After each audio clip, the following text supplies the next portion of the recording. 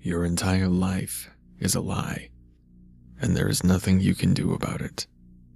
Your state of living, my state of living, our opinions, thoughts, beliefs, they are all pointless and controlled, completely irrelevant.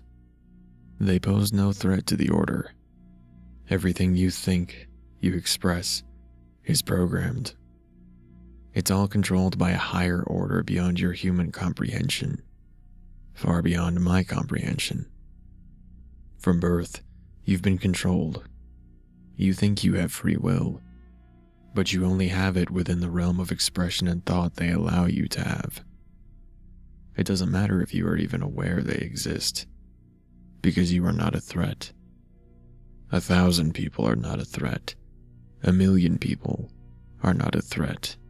Not when everything can simply be erased and created again. They live in undescribable emptiness. They know all. The first people to go were the people you call defective. They were far from. The very opposite, in fact. They were the ones who had reached a higher state of being. Until, of course, the masters planted the impulse and thoughts of educated doctors and teachers to deem them defective and disorderly. Drugs were used to suppress the power of the higher beings, the ones who were able to cause discord and imbalance in the form and plan the masters had created. When they did not drug down the higher ones, they planted the ideas of foolish mothers to abort their children, to keep the population of heights in check. They gave you politics to distract you from universal issues. They gave you moral dilemmas to cause confusion. They gave you entertainment to keep you belittled. The movies, music, games, books, all mediums of media to give you a sense of entertainment, pleasure, and individualism. All inventions of the masters to denigrate their creations. Sex, pleasure, fantasy, all fake, bodily, human desire. The next people to go were the politicians. The masters realized that any leader could concentrate on achieving higher being, and perhaps even become a threat. So they created politicians who seemed more seductive to the populace.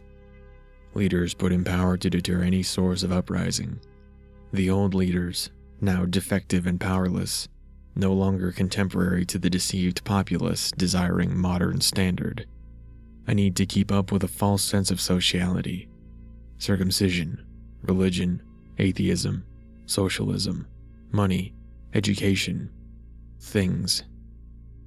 Things to believe in and cause discord, disharmony.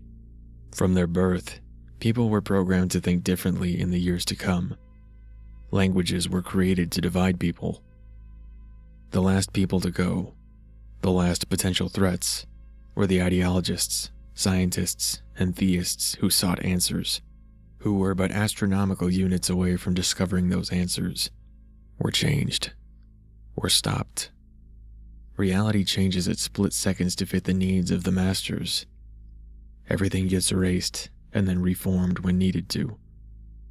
Whenever too many people make a decision that goes directly against the agenda, it fucks the fate and order up, and the masters have to erase everything and put it back the way it was. Physics, science, chemistry, all creations of the masters. It doesn't apply to them, and there is absolutely nothing you can do about it. They were created to apply to you, to confuse and deter you away from the physical possibilities that such things could exist. 1 minute you could be thinking about an errand you needed to do, and then a split second later, that thought is gone.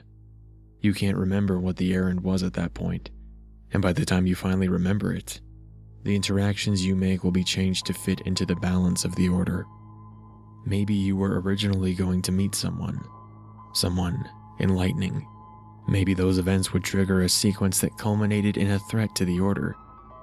This is the design of chaos.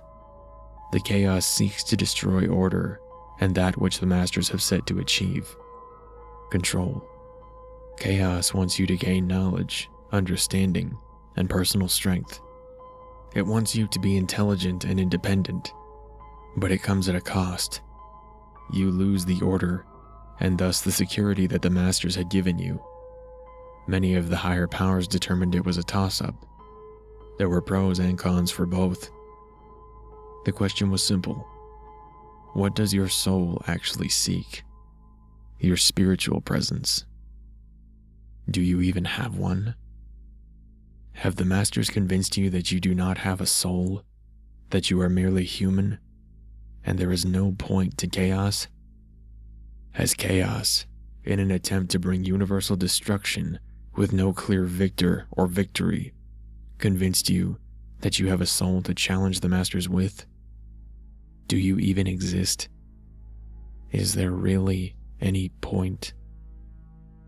Or was even that question merely a creation to deter you?